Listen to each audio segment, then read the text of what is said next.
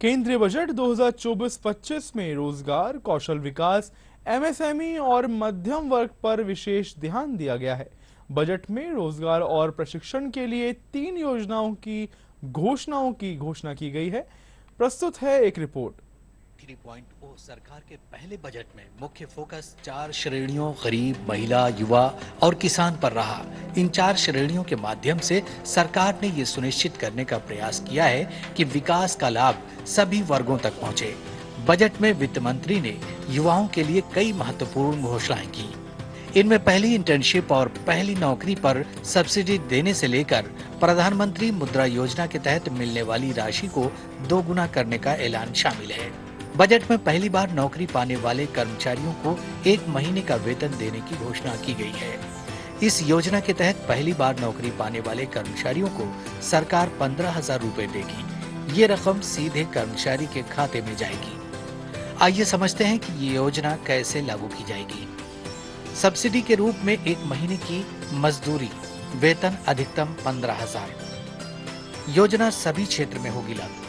Subsidy पहली बार रोजगार पाने वाले को नियुक्त करने में कर्मचारियों और नियोक्ताओं की सहायता करने के लिए है।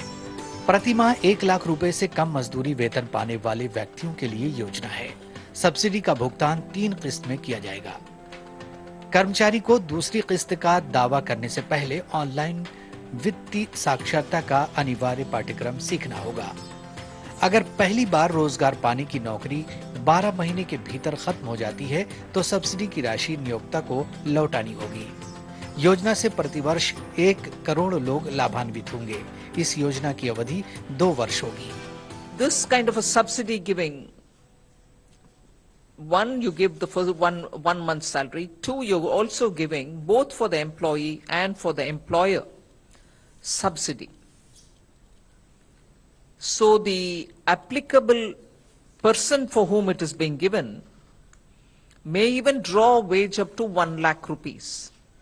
But to the extent of 15,000 is what you're giving as a subsidy.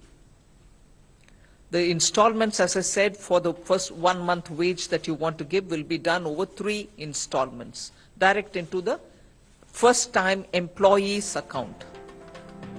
नई सरकार के गठन के बाद पहला बजट पेश करते हुए वित्त मंत्री ने 5 योजनाओं और नई पहल के एक पैकेज की घोषणा की। इस पैकेज का उद्देश्य 4.1 करोड़ युवाओं को रोजगार सृजन, कौशल विकास और अन्य अवसर उपलब्ध कराना है, जिसके लिए 5 वर्ष की अवधि में 2 लाख करोड़ रुपए की केंद्रीय सहायता राशि निर्धारित की गई है।